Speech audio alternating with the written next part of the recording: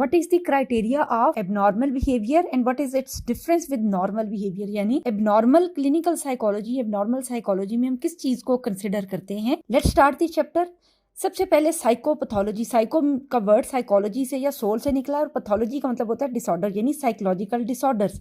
हम psychological disorder ऐसी चीज़ों को कहेंगे जब हमारे thoughts, emotion and behaviour are maladaptive, यानी जिस एनवायरनमेंट में रह रहे हैं उसमें वो अडेप्ट नहीं कर पा रहे, उसमें हम और मुताबिकत नहीं रख पा रहे, डिसरप्टिव, डेली रूटीन एक्टिविटीज़ नहीं कर पा रहे, डिस्कम्फर्ट या अनकम्फर्टेबल है for the person and for the other as well. जो भी फैमिली मेम्बर्स हैं उनके लिए भी वो शदीद डिस्कम्फर्ट रखते हैं और उनकी डेली लाइफ रूटीन डिसरप्ट हुई हुई है, तो हम किसी चीज़ को साइकोपैथोलॉजी कंसिडर करेंगे। बेसिकली जो क्लिनिकल साइकोलॉजी है इसकी एक नेक्स्ट डेफिनेशन है, ये शॉर्ट डेफिनेशंस में आता है, जैसे definition of psychopathology and definition of clinical psychology. Clinical psychology is the branch of psychology which deals with psychopathologies and their treatment. ये दोनों चीज़ों को, यानी पहले हमने साइकोपैथोलॉजी को अंडरस्टैंड किया और उसके ट्रीटमेंट को। मेंटल डिसऑर्डर हम किस चीज़ को कहते हैं कि ये चीज़ एक मेंटल डिसऑर्डर है। Clinically significant behaviour, clinically significant का मतलब ये है कि वाक़यातन कोई ऐसी मुसीबतें पेश थीं, ऐसी डिसरप्शन, मेल अडेप्टेबिलिटी, अनकम्फर्ट थी कि जिसकी वजह से उनको क्लिनिक में या डॉक्टर को या साइकाइट्रिस्ट को या साइकोलॉजिस्ट को रुजू करना पड़ा है, तो ये क्लिनिकली सिग्निफिकेंट बिहेवियर है।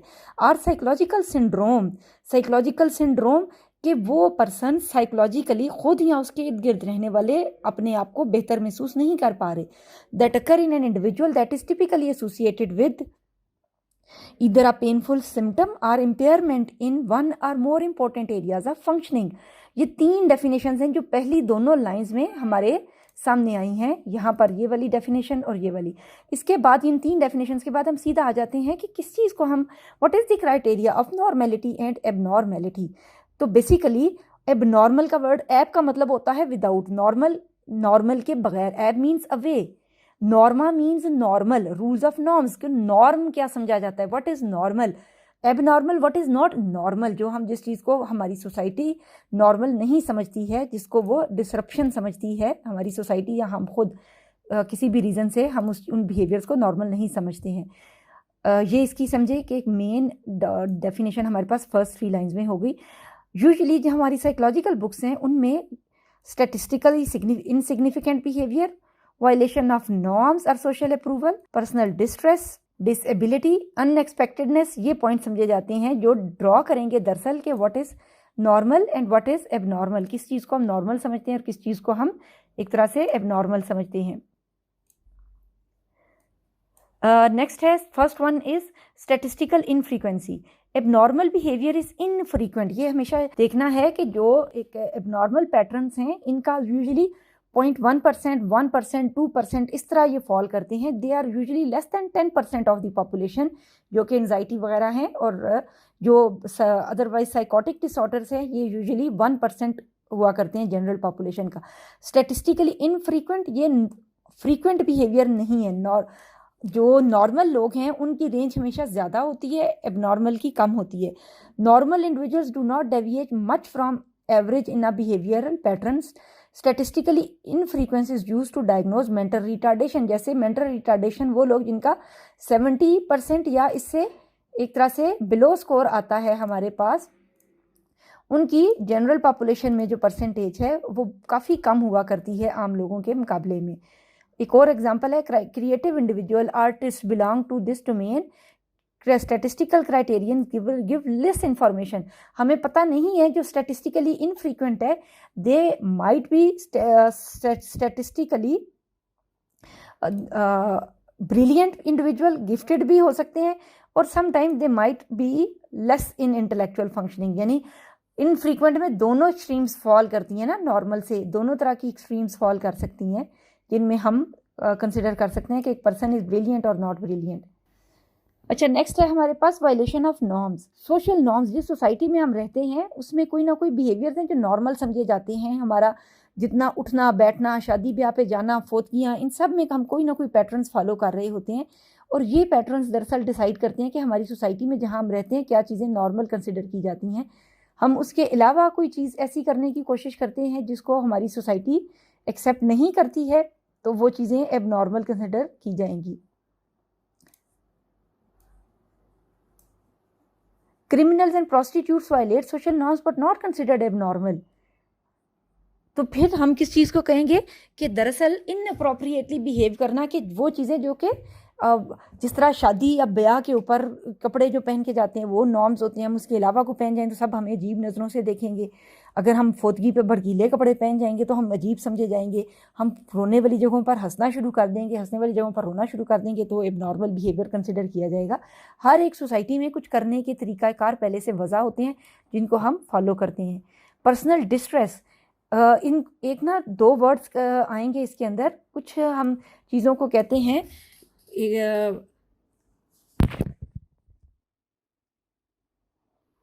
ईगोसिटोनिक और ईगो डिस्टोनिक। ईगोस्टोनिक और ईगो डिस्टोनिक 2 वर्ड्स हुआ करते हैं। कुछ डिसऑर्डर्स ऐसे हैं जिनमें पेशेंट को खुद भी होश नहीं होती कि वो तकलीफ में है, जैसे कि स्किज़ोफ्रेनिया। कुछ डिसऑर्डर्स हैं कि person is very well aware of, consciously very aware of his condition, जैसे कि ओसीडी इज़ हाईली डिस्टोनिक। वो चाहता है कि छुटकारा हासिल करे, वो चाहता है कि अपने थॉट पैटर्न से और कंपल्शन से निजात हासिल करे, लेकिन वो नहीं कर पाता क्योंकि ये ईगो डिस्टोनिक डिसऑर्डर कंसिडर होगा। तो पर्सनल डिस्ट्रेस, एक पर्सन अच्छा फील नहीं कर रहा, वो इमोशनली अपने आप को, उसकी जज्बाती या नफ्सियाती ज़िंदगी खुशकुन नहीं है, तो वो अपने आप को डल या पेसिमिस्टिक महसूस कर रहा है, तो ये पर्सनल डिस्ट्रेस कहलाएगा। जो हमारी साइकोपैथोलॉजी जिनको हम एक तरह से एंजाइटीज़ या न्यूरोटिक्स कहते हैं, वो यूजुअली ईगो डिस्टोनिक होती हैं, और साइकोटिक डिसऑर्डर जैसे स्किज़ोफ्रेनिया ईगोसिटोनिक हुआ करते हैं। उसमें पर्सन को होश नहीं होती है कि वो एक्चुअली क्या महसूस कर रहा है। Next one is disability. कोई ना कोई ये डिसेबिलिटी प्रोड्यूस करता है, या फिजिकल डिसेबिलिटी नहीं है, वो भी हो सकती है, लेकिन a person is disable to maintain his daily life. The person is unable to maintain his hygiene, he is not able to take shower, he is not able to go to his school or his regular college or his work life। कोई ना कोई चीज़ उसकी disrupt और distort हो रही है ना, तो ये भी चीज़ कहलाएगी। जैसा कि वो लोग जो सब्सटेंस एब्यूज़ करते हैं, तो सब्सटेंस एब्यूज़ के नतीजे में, ड्रग्स के नतीजे में वो ड्राइव नहीं कर पाता, वो सुबह उठ के दफ्तर नहीं जा पाता, वो अपनी डेली लाइफ मेंटेन नहीं रख पा रहा, तो ये एक डिसेबिलिटी पैदा कर रहा है। इसी तरह से अनएक्सपेक्टेडनेस, distress and disability are considered abnormal when they are unexpected responses to environmental stressors। जैसे कि anxiety disorder is diagnosed when anxiety is unexpected, reason भी नहीं है, हम उसकी कोई प्रॉपर रीज़न नहीं ड्रॉ कर पाते।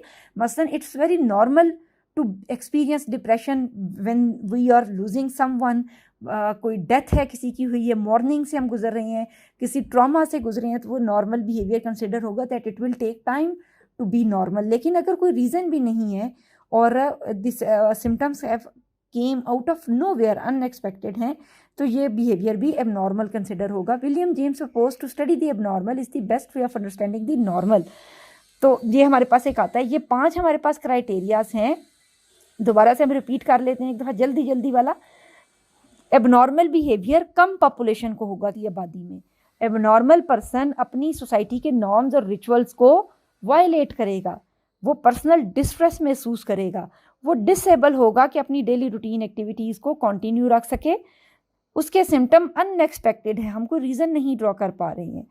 अच्छा, जो हमारे नॉर्मल क्राइटेरियाज हैं, एक नॉर्मल पर्सन कैसा हुआ करता है, यहाँ से शुरू होती है हमारी पॉजिटिव साइकोलॉजी की एक तरह से स्टार्टिंग कि उसमें कैसे पॉइंट्स हैं।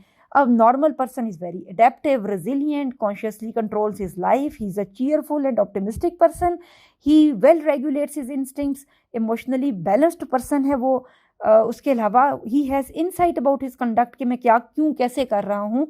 उसकी जो एक तरह से सेक्सुअल बिहेवियर है वो नॉर्मल है, उसके अंदर तासुब नहीं है, is free from prejudice, he is very calm, he is good tempered, he is sociable, he learn about and knows about the philosophy of life, he is capable of thinking positively, he is satisfied with his life and he has some realistic imagination, वो हर time day dreaming नहीं करता।